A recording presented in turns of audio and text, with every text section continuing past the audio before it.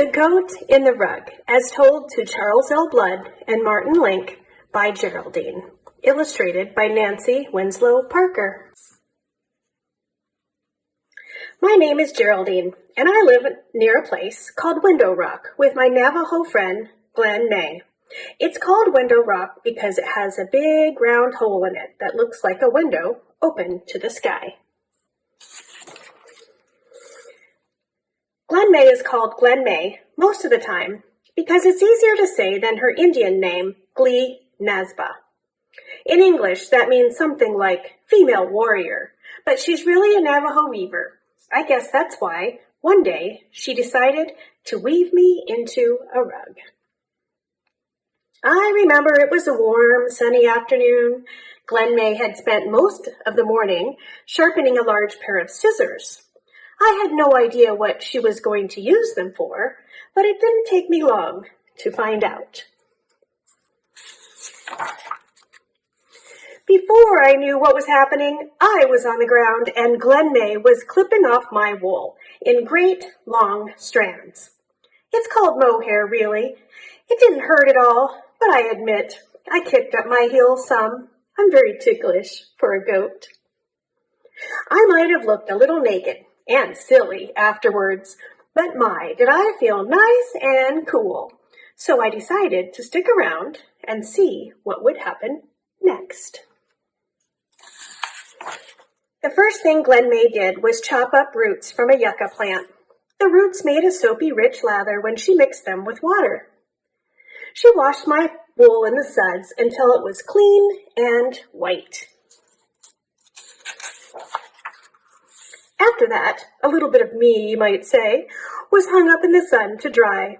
When my wool was dry, Glen May took out 2 large, square combs with many teeth. By combing my wool between these carding combs, as they're called, she removed any bits of twigs or burrs and straightened out the fibers. She told me it helped make a smoother yarn for spinning. Then Glen May carefully started to spin my wool, one small bundle at a time, into yarn. I was beginning to find out it takes a long while to make a Navajo rug.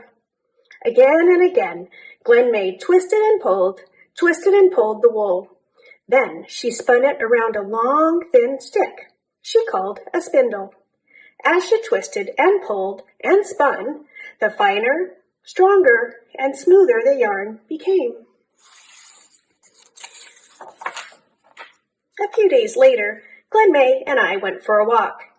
She said we were going to find some special plants she would use to make dye. I didn't know what dye meant, but it sounded like a picnic to me. I do love to eat plants. That's what got me into trouble. While Glen May was out looking for more plants, I ate every one she had already collected in her bucket. Delicious. The next day, Glen May made me stay home while she walked miles to the store. She said the dye she could buy wasn't the same as the kind she makes from plants, but since I'd made such a pig of myself, it would have to do. I was really worried that she would still be angry with me when she got back. She wasn't, though, and pretty soon she had 3 big potfuls of dye boiling over a fire. Then I saw what Glen May had meant by dyeing.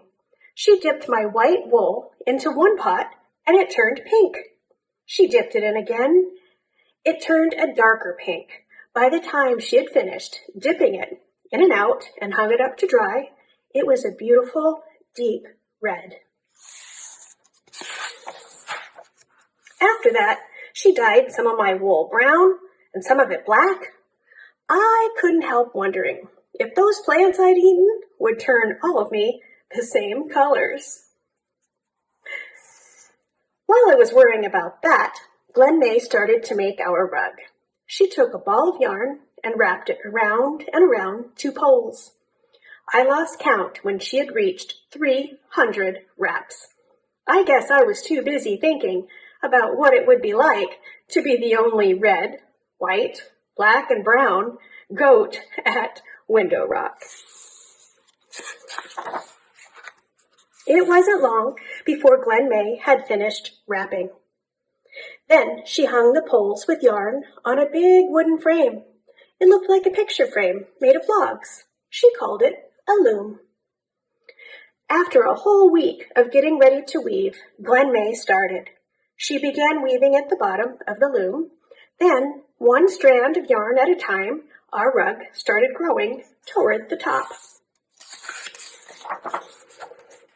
A few strands of black, a few of brown, a few of red, in and out, back and forth, until, in a few days, the pattern of our rug was clear to see. Our rug grew very slowly, just as every Navajo weaver before her had done for hundreds and hundreds of years. Glen May formed a design that would never be duplicated. Then at last the weaving was finished, but not until I'd checked it quite thoroughly in the front and in the back did I let Glen May take our rug off the loom. There was a lot of me in that rug. I wanted it to be perfect, and it was. Since then, my wool has grown almost long enough for Glen May and me to make another rug.